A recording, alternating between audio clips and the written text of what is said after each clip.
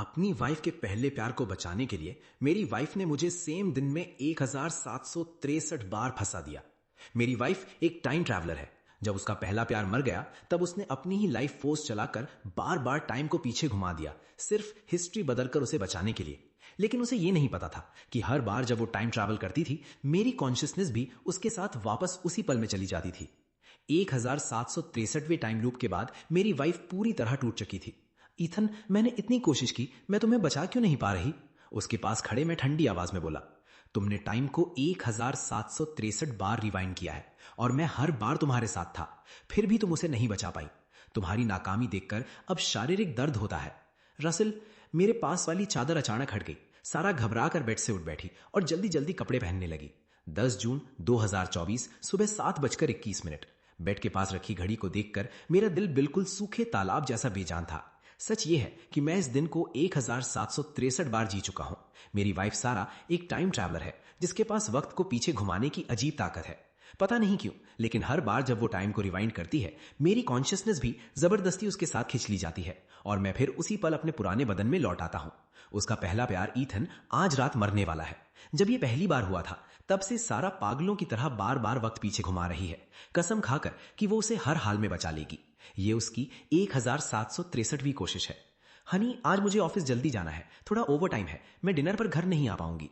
ये वही लाइन है जो वो हर एक लूप में मुझसे कहती है। मैं इसे नींद में भी सुना सकता हूं। इस लाइन के बाद सारा कपड़े पहनकर बेड के पास आएगी और मेरे माथे पर हल्का सा किस करेगी। और बिल्कुल वैसा ही हुआ। जैसे ही मेरे दिमाग में ये ख्याल आया, सारा कॉलर ठीक करके मेरे पास आई और झुकने लगी, लेकिन इस बार मैंने उसे धक्का दे दिया। ईथन इस वक्त नॉर्थ प्रॉस्पेक्ट एवेन्यू वाले डाइनर में है, तुम्हें जल्दी करनी चाहिए। इतने सारे लूप्स में उसके साथ रहने के बाद मुझे ईथन का पूरा डेली स्केड्यूल याद हो चुका था, लेकिन सारा को इस बात का जरा भी अंदाजा नहीं था। वो बस हैरानी से मुझे देखने लगी। तुम्हें कैसे? वो पूछना चाहती थी कि मुझे कैसे पता, लेकिन तुरंत खुद को रोक लिया और बात बदल दी। उसकी लोकेशन का मुझसे क्या लेना देना, मैं ऑफिस जा रही हूं। अब भी झूठ बोल रही थी। मैं हंस पड़ा। अगर तुम ईथन को छोड़ नहीं सकती तो मुझसे झूठ बोलने की जरूरत ही क्या है? इतने सारे टाइम लूप्स के बाद मेरी रूह पूरी तरह सुन्न हो चुकी थी। जो थोड़ा बहुत प्यार और सब्र मेरे अंदर बचा था वो इस एंडलेस रिपीटेशन में पहले ही टूटकर मिट्टी बन चुका था। आज फिर क्या बकवास कर रहे हो? सारा गुस्से में मुझे घूरने लगी। कितनी बार समझा चुकी हूं, ईथन और मैं सिर्फ दोस्त हैं, बस दोस्त। हर जगह गंदी सोच मत लगाया करो। हर कोई तुम्हें चीट नहीं कर रहा। मैं उसकी आंखों में देखता रहा लेकिन कुछ नहीं बोला। 1763 लूप्स के बाद दोस्ती का मतलब कब का धुंधला हो चुका था। गंदी सोच वाले लोगों को हर जगह गंदगी ही दिखती है। मैं तुम्हें समझा समझा कर थक गई हूं। सारा गुस्से में नाक से आवाज निकालते हुए रूम से बाहर निकल गई। अगले ही पल मेन डोर जोर से बंद हुआ। मैं बेड पर लेटा हुआ छत को खाली नजरों से देखने लगा। अगर सारा ईथन को नहीं बचा पाई तो वो कभी नहीं रुकेगी। वो बार बार टाइम रिवाइंड करती रहेगी और हर बार अपनी लाइफ फोर्स चलाती रहेगी, और मैं भी मजबूरन उसके साथ इस खत्म ना होने वाले नर्क में फंसा रहूंगा।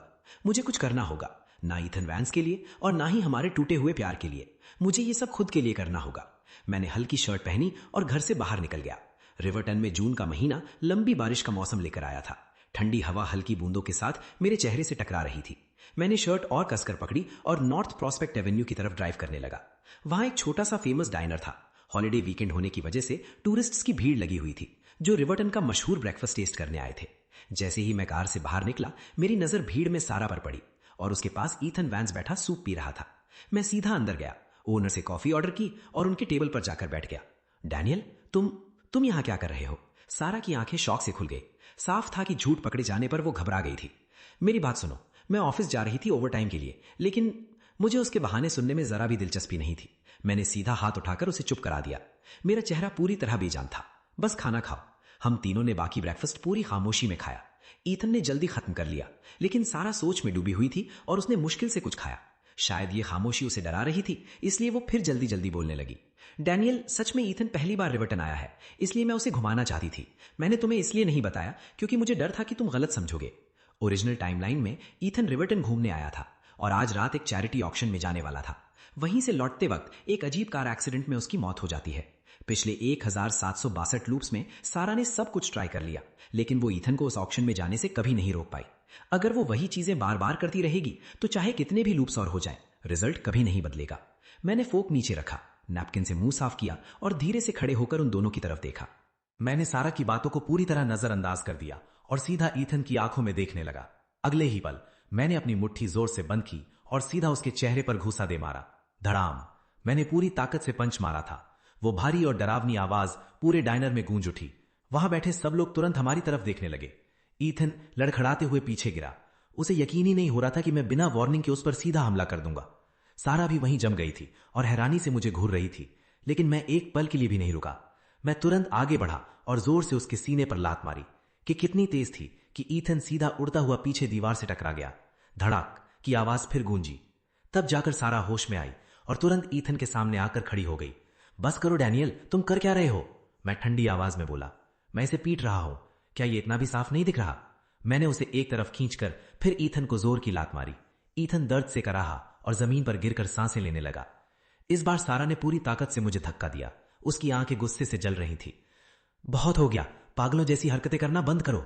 मैं अंदर ही अंदर ठंडी हंसी हंसा। पागल? अगर मैं पागल बन गया हूं तो उसकी वजह तुम्हारे हजारों टाइम लूप्स हैं। सारा मेरी वाइफ है, फिर भी वो सब कुछ एक दूसरे आदमी के लिए दांव पर लगा रही है और मैं 1763 एक जैसे दिनों तक उसे बार बार उसके पास भागते हुए देखने पर मजबूर रहा हूं। हटो, मैं बर्फ जैसी ठंडी आवाज में बोला। लेकिन इस बार सारा हिली तक नहीं। वो अपने बदन से ईथन को बचाकर खड़ी हो गई। मुझे देखने वाली उसकी नजर में सिर्फ नफरत थी। मैं तुम्हें उसे फिर से हर्ट नहीं करने दूंगी। तुम कुछ नहीं समझते। तुम्हें जरा भी अंदाजा नहीं है कि उसके साथ क्या होने वाला है। मुझे पता था वो ईथन की आज रात होने वाली मौत की बात कर रही है, लेकिन उसे यह नहीं पता था कि इन एंडलेस लूप्स ने मेरी रूह को भी पूरी तरह तोड़ दिया है। हर बार फेल होने पर उसे अपनी मजबूरी का दर्द महसूस होता होगा, लेकिन मेरा क्या? हर नए लूप के साथ मैं और गहरे अंधेरे में डूबता गया हूं। कम से कम उसके पास अभी भी एक छोटी सी उम्मीद बची हुई है। मेरे पास तो सिर्फ निराशा रह गई है। ईथन अपना सीना पकड़कर दर्द से करा रहा था। मेरी किक्स बहुत भारी थी। एक पल के लिए तो मैंने ये तक सोच लिया था कि उसे वहीं मार दो। ईथन, तुम ठीक हो? कहीं ज्यादा चोट तो नहीं लगी? सारा की आवाज दर्द से भरी हुई थी। वो मुझे पूरी तरह भूलकर तुरंत घुटनों के बल बैठ गई और ईथन की चोट चेक करने लगी। उन दोनों को साथ देखकर मेरे सीने में फिर एक तेज दर्द उठा। वो दिल जो मुझे लगा था कब का महसूस करना छोड़ चुका है। वो दर्द मेरी नर्व्स को चीर रहा था, लेकिन मेरे लिए ये कोई नई बात नहीं थी। मेरा दिल तो पहले ही 1000 बार टूट चुका था। सारा ने एम्बुलेंस बुलाई। जब वो ईथन को संभालते हुए एम्बुलेंस में बिठा रही थी, तब उसने एक बार मुड़कर मुझे देखा।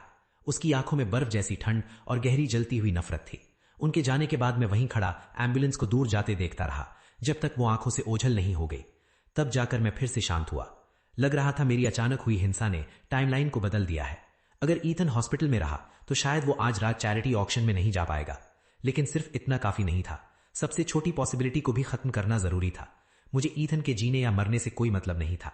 मैं बस सारा के साथ इस खत्म न होने वाले अंधेरे में और नहीं फंसना चाहता था। डाइनर से निकलने के बाद मैं सीधा ऑफिस गया। मेमोरियल डे वीकेंड की वजह से पूरी कंपनी बंद थी और ऑफिस बिल्कुल खाली था। मिस्टर मिलर, आप यहां क्या कर रहे हैं? फाइल्स का ढेर पकड़े एक यंग लड़की रिकॉर्ड्स रूम से बाहर आई। मुझे देखते ही उसके चेहरे पर हैरानी आ गई। वो मेरी सेक्रेटरी क्लोए डेविस थी, मेरे हिसाब से पूरी तरह काम की दीवानी। मैं मैकेनिकल आवाज में बोला, बस थोड़ा काम था। तुम छुट्टी एंजॉय क्यों नहीं कर रही? ये वही सवाल था जो मैं उसे 1000 बार पूछ चुका हूं और मुझे उसका जवाब पहले से याद था। घर जाने वाली सारी फ्लाइट्स बुक थे और बोर हो रही थी, तो सोचा थोड़ा काम कर लेती हूं। क्लोए मीठी स्माइल के साथ बोली। मिस्टर मिलर, कोई अर्जेंट काम है क्या? आपको मेरी हेल्प चाहिए?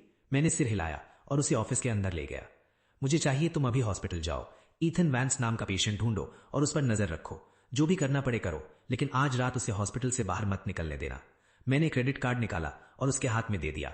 इससे काम करवा लो, मुझे पैसे की परवाह नहीं, बस रिजल्ट चाहिए। क्लोए बहुत केपेबल सेक्रेटरी थी। उसने एक भी सवाल नहीं पूछा, बस कार्ड लिया और ऑफिस से निकल गई। अगर ईथन के साथ कुछ भी अजीब होता तो वो तुरंत मुझे कॉल कर सकती थी। ऑफिस में अकेले बैठे मैं कंप्यूटर ऑन करके आज रात के चैरिटी ऑक्शन की इंफॉर्मेशन देखने लगा। ईथन इस ऑक्शन से घर लौटते वक्त एक्सीडेंट में मरने वाला था। अगर मैं उसे ऑक्शन में जाना ही रोक दूं तो शायद एक्सीडेंट टल सकता है। तभी मेरा फोन बजा। सारा का कॉल था। मेरा उससे बात करने का बिल्कुल मन नहीं था, इसलिए मैंने कॉल कट कर दिया। लेकिन सारा बार बार कॉल कर रही थी। खाली ऑफिस में फोन की तेज आवाज मेरे दिमाग में चुभ रही थी। आखिर मैंने कॉल रिसीव किया। क्या है? मेरी आवाज बहुत सख्त थी। अब मेरे दिल में इस औरत के लिए कुछ भी नहीं बचा था। यह सब खत्म होते ही मैं डाइवोर्स फाइल करने वाला था, और जैसे मैंने सोचा था, सारा सिर्फ मुझे डांटने के लिए कॉल कर रही थी। डैनियल, मुझे तुमसे बहुत निराशा हुई है। अच्छा, मैंने बिल्कुल बेपरवाह आवाज में बोला। उसकी निराशा का अब मेरे लिए कोई मतलब नहीं था। मेरे अंदर उसके लिए सब्र कब का खत्म हो चुका था। तुम्हें जरा भी अंदाजा नहीं तुमने उसे कितनी जोर से मारा। ईथन तुम्हारी वजह से हॉस्पिटल में है। जैसे ही ईथन हर्ट हुआ, सारा अपनी असली वजह ही भूल गई थी। मैं ठंडी हंसी हंसा और सीधा सच बोल दिया। सारा, तुम सच में इतनी भोली हो या बिल्कुल बेवकूफ? अभी तक समझी नहीं? मैंने उसे टाइमलाइन बदलने के लिए मारा। दूसरी तरफ अचानक पूरी खामोशी छा गई, लेकिन मुझे पता था सारा अभी भी लाइन पर है। मैं उसकी तेज होती सांसें साफ सुन सकता था। डैनियल, तुम्हें सब पता है? उसकी आवाज में यकीन न होने वाली हैरानी थी। उसके दिमाग में शायद ये था कि सिर्फ वही टाइम लूप कर रही है और मैं बस उसकी दुनिया का एक बैकग्राउंड कैरेक्टर था, एक एनपीसी की तरह। मैंने अपनी मुट्ठी इतनी जोर से बंद की कि मेरी उंगलियों की हड्डियां सफेद पड़ गईं। मेरे दांत भी गुस्से में कस गए। तुमने ईथन को बचाने के लिए 1763 बार टाइम रिवाइंड किया है और मैं हर एक बार तुम्हारे साथ था। हर बार तुम्हें उसके पास भागते हुए देखा है। सारा, तुम सोच भी सकती हो ये सब मेरे लिए कैसा था। दूसरी तरफ सारा बिल्कुल चुप हो गई। ये बात उसके दिमाग में कभी आई ही नहीं थी। इतने टाइम तक उसे लगता रहा कि सिर्फ वही लूप्स याद रखती है। बाकी सब लोगों की तरह मैं भी हर बार सब कुछ भूल जाता हूं, लेकिन मेरी बातों ने उसकी पूरी दुनिया हिला दी थी। काफी देर की खामोशी के बाद उसकी आवाज नर्म और भीख मांगने जैसी हो गई। डैनियल, तो फिर मेरी हेल्प करो ना। ईथन अभी बहुत यंग है, मैं उसे ऐसे मरते हुए नहीं देख सकती। वो अपनी बात पूरी करती उससे पहले ही मैंने उसे रोक दिया। वो जिंदा रहे या मर जाए मुझे कोई फर्क नहीं पड़ता। मैं बस इस खत्म न होने वाले टॉर्चर से बाहर निकलना चाहता हूं। अगर तुम नहीं चाहती कि पिछले 1762 लूट जैसा ही रिजल्ट फिर से आए तो इस बार मेरी बात मानोगी। उसके जवाब का वेट किए बिना मैंने कॉल काट दिया। मेरे अंदर गुस्सा आग की तरह जल रहा था और मुझे किसी तरीके से उसे बाहर निकालना था। 1000 से ज्यादा बार सेम दिन जीने के बाद मेरा दिमाग टूटने के किनारे पर पहुंच चुका था। और सबसे बुरी बात यह थी कि मेरी इस तकलीफ की वजह वही औरत थी जिसे मैं सबसे ज्यादा प्यार करता था। मैं ऑफिस की सारी चीजें तोड़ देने की इच्छा को मुश्किल से दबा रहा था। मैंने सिगरेट जलाई और चेयर पर पीछे झुककर बैठ गया। मेरा सीना अभी भी दबे हुए गुस्से से तेज उठ रहा था। अचानक मेरे अंदर अजीब सी घिन उठने लगी। ऑफिस की हर जान पहचान वाली चीज मुझे पिंजरे की सलाखों जैसी लगने लगी। मैं बस यहां से भागना चाहता था। चाहे मैं वक्त के इस जेल से बाहर ना निकल पाऊं, लेकिन कम से कम इस जगह से तो दूर जाना चाहता था। मैं ऑफिस से निकला और शहर की भीड़ भाड़ी सड़कों पर गाड़ी चलाने लगा। कुछ देर बाद मैं रिवर्टन यूनिवर्सिटी के बाहर गाड़ी रोक देता हूं। यह मेरी एल्मा मेटर थी, वही जगह जहां मैं और सारा पहली बार मिले थे और प्यार में पड़े थे। मुझे खुद नहीं पता मैं यहां क्यों आया। शायद ये उन थोड़ी जगहों में से एक थी जहां अभी भी कुछ अच्छी यादें मची थी। मैं मेन गेट की तरफ गया, लेकिन सिक्योरिटी गार्ड ने मुझे रोक लिया। मैं हंस पड़ा। लोग कहते हैं कि कॉलेज हमेशा अपने स्टूडेंट्स का स्वागत करता है, लेकिन असली दुनिया में ग्रेजुएशन के बाद तुम कैंपस के अंदर कदम तक नहीं रख सकते। इसलिए मैं बस गेट के पास बैठ गया, सिगरेट पीने लगा और सोचने लगा कि इस टाइम लूप को कैसे तोड़ा जाए। सच में ये कोई आम मुश्किल नहीं थी। ये सारा की खुद गर्ज जिद थी, लेकिन उसने मुझे भी इस जाल में फंसा दिया था। इससे बाहर निकलने के लिए मुझे मजबूरन उसके साथ मिलकर ईथन वाली प्रॉब्लम सॉल्व करनी पड़ेगी। तभी मेरा फोन वाइब्रेट हुआ। सारा का आई मैसेज था। तुम कहां हो, क्या हम मिलकर बात कर सकते हैं? सच कहूं तो मेरा उससे बात करने का बिल्कुल मन नहीं था, लेकिन अपनी आजादी के लिए मैंने हां कर दी। मैंने उसे अपनी लोकेशन भेजी और फिर सिगरेट पीने लगा। 20 मिनट बाद सारा वहां पहुंच गई। उसके हाथ में अम्ब्रेला था और उसका चेहरा थका हुआ लग रहा था। मेरे पीछे यूनिवर्सिटी कैंपस को देखकर उसका चेहरा थोड़ा नर्म पड़ गया, लेकिन मुझे पुरानी यादों में डूबने में कोई दिलचस्पी नहीं थी। तो क्या बात करनी थी? मेरे चेहरे से पुराना प्यार और नर्मपन गायब देखकर सारा उदास हो गई। टाइम लूप्स के बारे में आई एम सॉरी, सच में, लेकिन मेरे पास कोई और रास्ता नहीं था। तुम बस सेम दिन बार बार जीने से थक गए हो और हर्ट हो, लेकिन ईथन अपनी जान खो रहा है। तुम्हें यह समझना होगा। चाहे मैं उसे कभी ना बचा पाऊं, फिर भी मैं वक्त को हमेशा रिपीट होने दूंगी, बस इतना कि मैं उसे जिंदा देख सकूं। मैंने उसकी बात हाथ से उड़ा दी। मैं ये कभी नहीं समझ सकता और ना ही इसे बर्दाश्त करूंगा। सीधी बात यह है कि तुम सिर्फ खुदगर्ज हो। सारा का चेहरा दर्द से भर गया। खुदगर्ज? क्या तुम्हें लगता है टाइम लूप करना आसान है? तुम्हें पता भी है मुझे इसके लिए क्या चुकाना पड़ता है? मेरी लाइफ फोर्स खत्म हो रही है। मैं अपनी ही उम्र जला रही हूं। मैंने सिगरेट नीचे फेंकी और धुएं के बीच उसकी तरफ देखा। तुम्हें कोई मजबूर नहीं कर रहा, लेकिन तुम्हें किसने हक दिया कि अपने पर्सनल पछतावे के लिए पूरी दुनिया को इस एक दिन में कैद कर दो? हो सकता है उन्हें कुछ याद ना रहे, हो सकता है हर सुबह उन्हें लगे कि यह नया दिन है, लेकिन उनकी रूह तो इस एंडलेस रेपिटेशन में धीरे धीरे घिस रही है। इस एक दिन में लोग पैदा हो रहे हैं, बूढ़े हो रहे हैं, बीमार पड़ रहे हैं और मर रहे हैं। तुम्हें किसने हक दिया कि उन्हें उसी दर्द वाले पल में बार बार फंसा कर रखो? मेरी बातें सुनते ही सारा चुप हो गई और उनकी आंखों से आंसू गिरने लगे। वो लाल आंखों से मुझे देखते हुए बोली, तुम्हें क्या करूं? बस खड़ी होकर ईथन को मरते देखूं? मैं नहीं कर सकती, सच में नहीं कर सकती। मैंने दूसरी सिगरेट जलाई और गहरी सांस ली। इस बार मैं तुम्हारी हेल्प करूंगा, लेकिन सिर्फ इस एक बार। इसके बाद मैं चला जाऊंगा, और क्योंकि तुम ईथन के लिए इतना फील करती हो तो तुम्हें उसके साथ ही रहना चाहिए। सारा घबरा गई। नहीं, ऐसा नहीं है, मैं कभी ईथन के साथ रहना नहीं चाहती थी। मैं तुमसे प्यार करती हूं। मैंने सिर हिलाया और आधी जल चुकी सिगरेट बुझा दी। लेकिन मैं अब तुमसे प्यार नहीं करता। इतना बोलकर मैं उठ गया और बिना पीछे देखे चलने लगा। डैनियल, डैनियल मत जाओ। सारा रोते हुए मेरे पीछे भागी। उसकी आंखें पहले से भी ज्यादा लाल हो चुकी थी। उसने मेरी बाजू पकड़ ली और रोते हुए बोली, आई एम सॉरी, मैं सच में सॉरी हूं।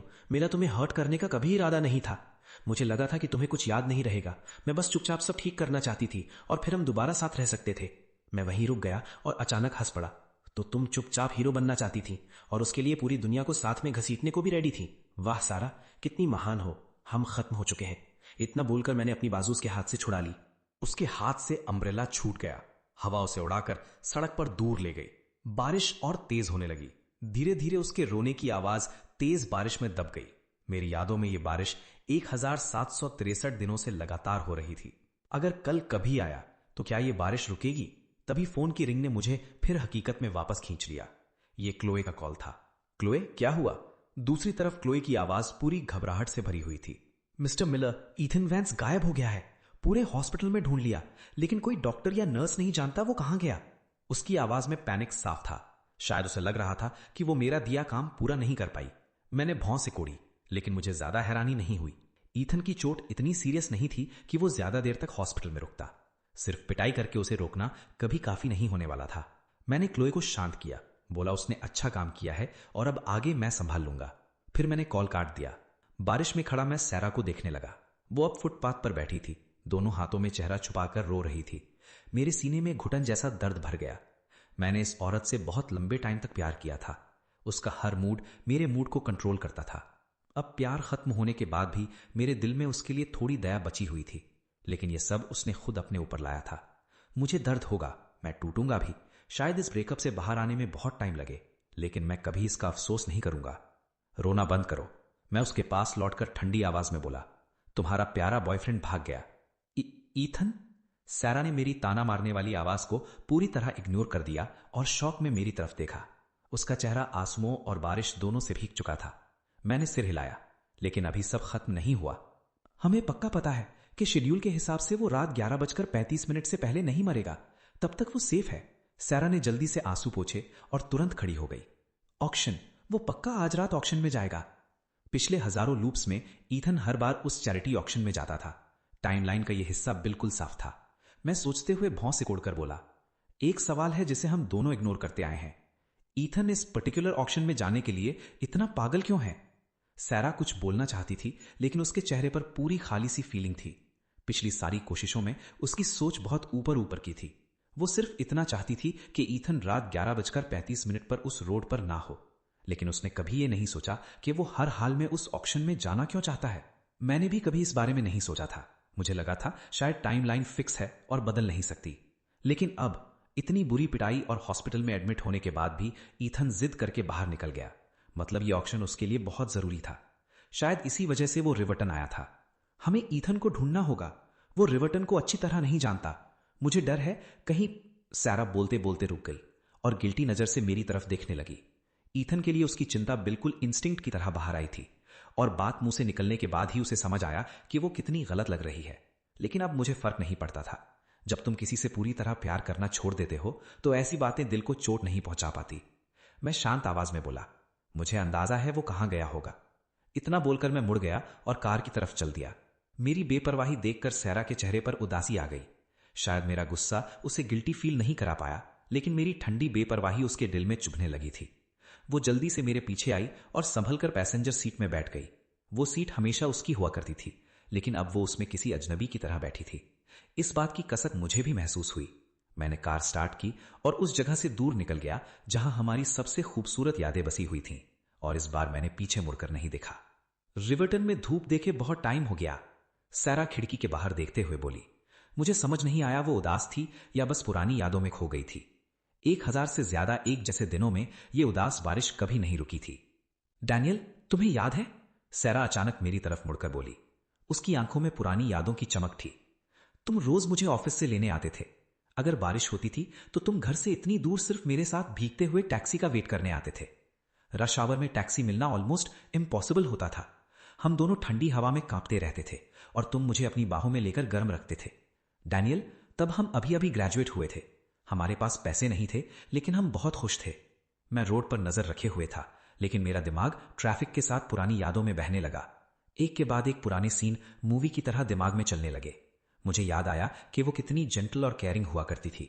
वो रात में उठकर मेरे ऊपर कंबल ठीक करती थी। खाना खाने के बाद मेरे मुंह के कोने पर लगा दाग साफ करती थी। जब मैं उदास होता था तो चुपचाप मेरे पास बैठ जाती थी। वक्त ने हमारे रिश्ते को धीरे धीरे मिटा दिया, लेकिन ये सच नहीं मिटा पाया कि हम कभी सच में एक दूसरे से प्यार करते थे।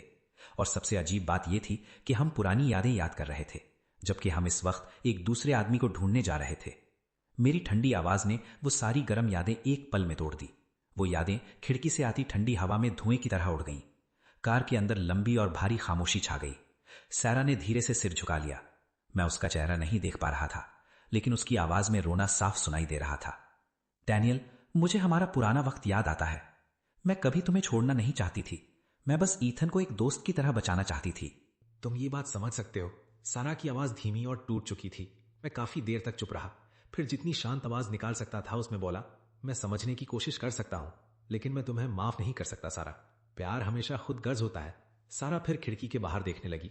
मैं उसके रोने की आवाज नहीं सुन पा रहा था, लेकिन उसके कांपते कंधे सब बता रहे थे। मैं कार लेकर एक बड़े गैलेरिया के सामने रुक गया। जब मैंने ईथन को पीटा था तब उसका महंगा सूट खराब हो गया था। अगर वो अब भी चैरिटी ऑक्शन में जाना चाहता था तो उसे नया सूट चाहिए होता, और ये हॉस्पिटल के पास सबसे महंगा मॉल था। जैसे ही मैं कार से उतरने लगा, सारा ने मेरी बाजू पकड़ ली। उसके चेहरे पर हिचकिचाहट थी। इतने सालों बाद भी मैं उसे किताब की तरह पढ़ सकता था। क्या तुम्हें डर है कि मैं उसे फिर मारूंगा? मैंने शांत चेहरे के साथ पूछा। सारा थोड़ी शर्मिंदा लगी, लेकिन उसने धीरे से सिर हिला दिया। लोगों को मारना गलत है। तुम पहले कभी वायलेंट नहीं थे। मैं तुरंत ठंडी आवाज में बोला। और तुम भी पहले दूसरे आदमियों के लिए इतनी पागल नहीं थी। सारा ने सिर झुका लिया और कुछ नहीं बोला। मेरा और बहस करने का मन नहीं था, इसलिए मैं सीधा मॉल के अंदर चला गया। काफी ढूंढने के बाद हमें ईथन एक महंगी डिजाइनर स्टोर में मिला। वो वहां सूट्स चूज कर रहा था। उसकी आंख के नीचे वही निशान था जहां मैंने पंच मारा था, लेकिन बाकी वो बिल्कुल ठीक लग रहा था। एक पल के लिए मुझे लगा शायद मुझे उसे और बुरी तरह पीटना चाहिए था, या सीधा उसकी टांग तोड़ देनी चाहिए थी। कम से कम वो हॉस्पिटल में तो रहता, लेकिन फिर भी कोई गारंटी नहीं थी। अगर वो इतना जिद्दी था तो शायद किसी को पैसे देकर खुद को व्हील चेयर में बिठाकर भी ऑक्शन में पहुंच जाता। मैं और सारा स्टोर के अंदर गए। जैसे ही ईथन ने मुझे देखा, उसका चेहरा बदल गया और वो तुरंत कुछ कदम पीछे हट गया। साफ था कि सुबह वाली पिटाई के बाद अब भी वो मुझसे डरा हुआ था। सारा जल्दी से उसके पास गई। ईथन, तुम आज रात ऑक्शन में नहीं जा सकते। उसकी आवाज में साफ घबराहट थी और बात पूरी सीधी थी। दिन ढलने के साथ साथ उसकी बेचैनी और बढ़ रही थी। ईथन ने पहले संभल कर मेरी तरफ देखा, फिर सारा से पूछा, क्यों? सारा सीधा उसकी आंखों में देखते हुए बोली, क्योंकि अगर तुम गए तो तुम मर जाओगे। मैं मुश्किल से अपनी आंखें घुमाने से खुद को रोक पाया।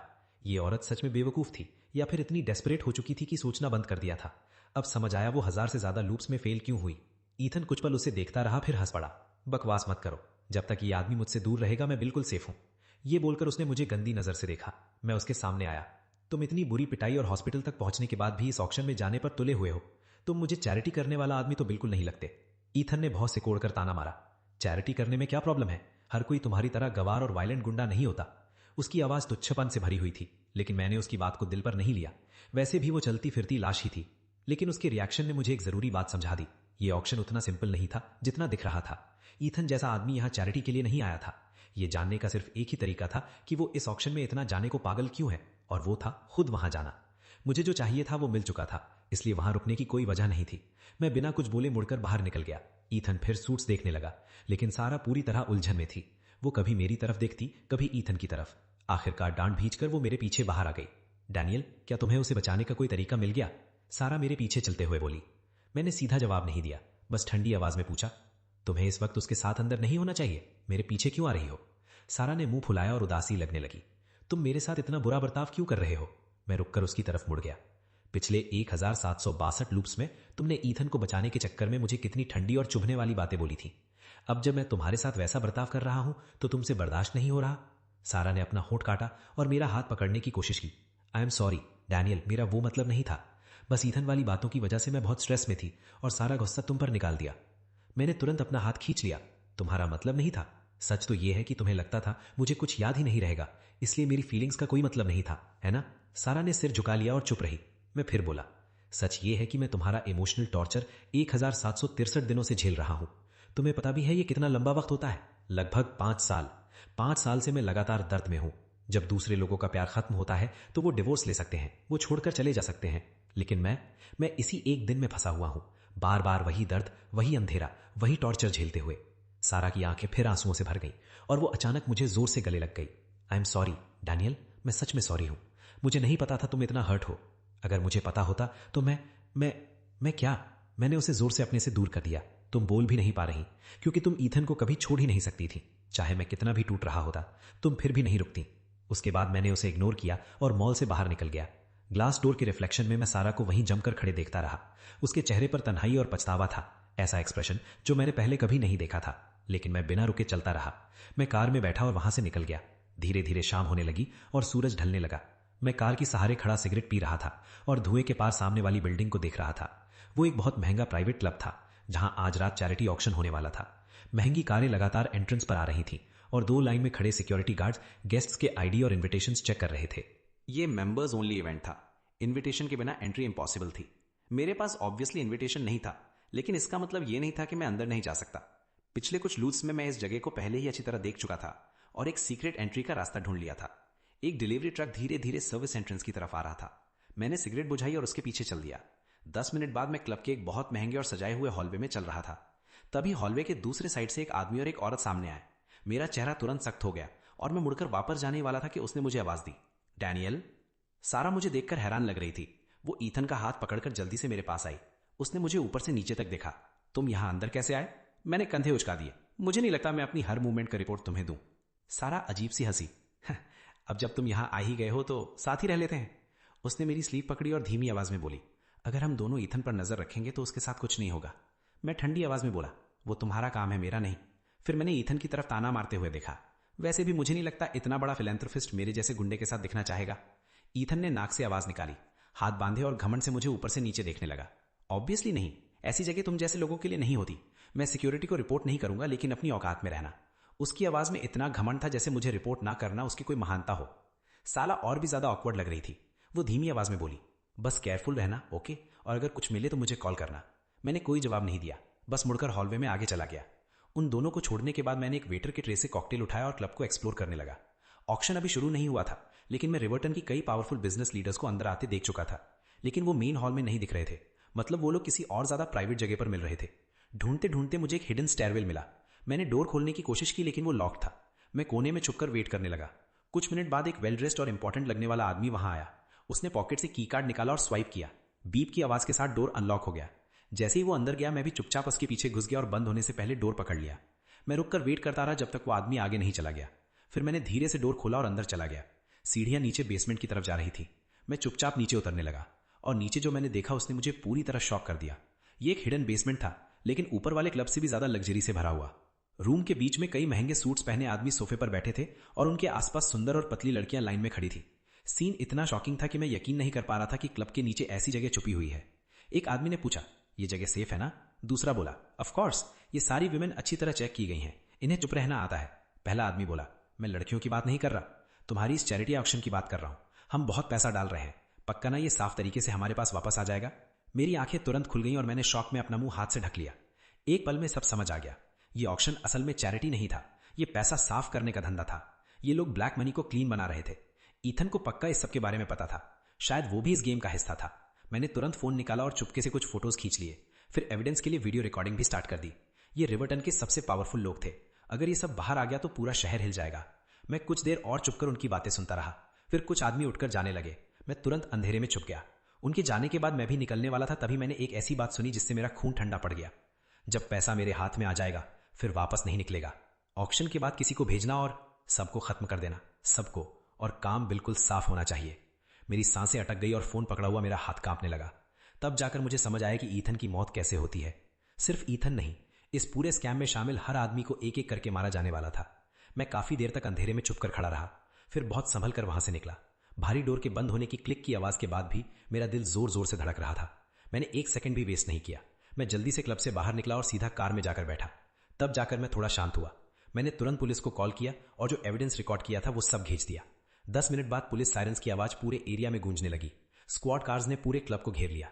थोड़ी देर में मैंने बेसमेंट वाले आदमियों को हैंडकफ्स में बाहर लाते देखा। ईथन! सारा चिल्लाते हुए मेन एंट्रेंस से बाहर भागी। उसके चेहरे पर अजीब मिक्स्ड इमोशंस थे। तब जाकर मुझे पता चला कि ईथन भी उन आदमियों में था जिसे अरेस्ट किया गया था। मतलब वो भी इस सब में शामिल था। वो जिंदा था, लेकिन अब उसके सामने लंबी जेल लाइफ थी। मुझे नहीं पता सारा के लिए ये उसकी मौत से बेटर था या वर्स्ट। मैंने सिगरेट जलाई और बाहर गिरती हल्की बारिश को देखने लगा। बारिश बहुत तेज नहीं थी, लेकिन हवा में अजीब घुटन थी। Tip tip tip. किसी ने कार विंडो नॉक की। मैं मुड़कर देखता हूं तो सारा थी। मैंने डोर अनलॉक किया और वो अंदर बैठ गई। उसका चेहरा सफेद पड़ चुका था। साफ था कि वो अभी भी शॉक में थी। मैं शांत आवाज में बोला, अरेस्ट होना उसके लिए सही सजा है, मरने से तो बेटर है। मैंने स्मोक बाहर जाने के लिए खिड़की हल्की खोली और उसकी तरफ देखा। तुम फिर से लूप बैक तो नहीं करोगी? उसे ऑक्शन में ना आने के लिए मनाने की कोशिश करोगी? ये मेरी सबसे बड़ी टेंशन थी। अगर ईथन ऑक्शन में नहीं जाता तो वो अरेस्ट भी नहीं होता, और अगर सारा ने फिर से टाइम रिवाइंड कर दिया तो शायद 1000 लूप्स के बाद वो कोई परफेक्ट रिजल्ट ढूंढ लेती। लेकिन सारा ने बस धीरे से सर हिला दिया। उसे वही मिला जो वो डिजर्व करता था। मैं अपनी पावर यूज करके उसे सजा से बचाने वाली नहीं हूं। मैंने हल्का सा सर हिलाया। अच्छा, तो फिर आखिरकार सब खत्म हो गया। मैं फिर खिड़की के बाहर देखने लगा। शायद कल आते ही ये बारिश सच में रुक जाए। सारा अचानक मेरी तरफ देखने लगी। डैनियल, मैं ईथन के साथ पूरी तरह खत्म कर चुकी हूं, हमेशा के लिए। मैं बिल्कुल सीधी और बेजान आवाज में बोला। ठीक है, वो तुम्हारी चॉइस है, उसका अब मुझसे कोई लेने देना नहीं। सारा ने कड़वी सी मुस्कान दी। मैंने बहुत सारी बातों में गलती की, क्या तुम मुझे कभी माफ कर पाओगे? मैं उसकी आंखों में देखते हुए बोला। मैं तुम्हें माफ कर सकता हूं। एक पल के लिए उसके चेहरे पर उम्मीद चमकी, लेकिन मैं आगे बोलता गया। लेकिन इससे यह सच नहीं बदलेगा कि हम खत्म हो चुके हैं। माफ करने का मतलब होता है छोड़ देना। अगर मैं पूरी जिंदगी तुमसे नफरत करता रहूं तो मैं तुम्हें सजा नहीं दे रहा हूंगा, मैं खुद को सजा दे रहा हूंगा। सारा, हमारा कोई फ्यूचर नहीं है। इस बारिश को जो 1763 दिनों से गिर रही है, हमारी शादी का आखिरी दिन मान लो। इतना बोलकर मैंने कार का डोर खोला और बाहर निकल गया। कार तुम रख लो। फिर मैं मुड़कर बिना पीछे देखे चल दिया। दूर आसमान के कोने में बादल धीरे धीरे हटने लगे। बारिश हल्की बूंदों में बदल गई। आखिरकार बारिश रुक रही थी। जब मैंने फिर से आंखें खोली तो मैं एक घास वाले फील्ड पर पड़ा हुआ था। मेरे आसपास हंसी और चीखने की आवाजें आ रही थी। मैं हैरानी में उठकर बैठ गया। मैं एक फुटबॉल फील्ड में था जिसके आसपास रनिंग ट्रैक बना हुआ था। डैनियल, खेलना है या नहीं? मैच के बीच में सो मत। एक यंग लड़का मेरे पास आया और मजाक में मेरे कंधे पर पंच मारा। वो मेरा कॉलेज रूममेट था, लेकिन उसका नाम क्या था? मैं पूरी तरह शॉक में था। मुझे समझ ही नहीं आ रहा था क्या हो रहा है। क्या मैं सपना देख रहा हूं?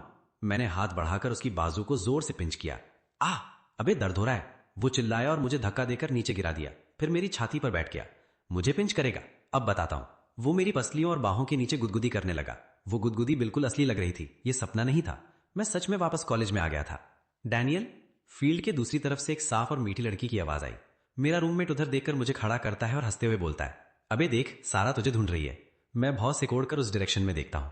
वो सारा थी, या फिर कहना चाहिए 20 साल की सारा। व्हाइट सुंदर ड्रेस पहने वो मेरी तरफ आ रही थी। उसके दोनों हाथ पीछे थे। डैनियल, मैं तुम्हें पसंद करती हूं। सारा ने अचानक अपने पीछे छुपाया हुआ फूलों का बुके सामने कर दिया। पूरा फील्ड एक साथ चीखने और सीटी बजाने लगा।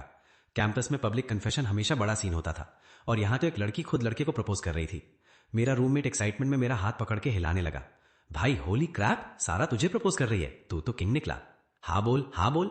धीरे धीरे आसपास खड़े सब लोग चिल्लाने लगे, हाँ बोलो, हाँ बोलो। सबके चेहरे पर बड़ी स्माइल थी। सारा मेरी तरफ देख रही थी। उसके चेहरे पर सच्चाई और उम्मीद साफ थी। लेकिन मैं जानता था ये उसकी एक और चाल है। वो मुझे हमारे पुराने परफेक्ट मोमेंट में वापस लाई थी, शायद इस उम्मीद में कि हमारा टूटा हुआ प्यार फिर जुड़ जाए। सब लोगों की उम्मीद भरी नजरों के सामने मैंने उसके फूल एक तरफ कर दिए। सॉरी, मैं बहुत सीरियस आवाज में बोला। इस वक्त मेरे पास डेटिंग से ज्यादा इंपॉर्टेंट प्रॉब्लम्स है। मेरी बात सुनते ही पूरा फील्ड एकदम खामोश हो गया। सारा के चेहरे की स्माइल वहीं जम गई। मेरा रूममेट आंखें फाड़कर मुझे देखने लगा। भाई मुझे नहीं पता था तो इतना ड्रामेटिक भी हो सकता है। मैं बस उसके कंधे पर हाथ रख देता हूं।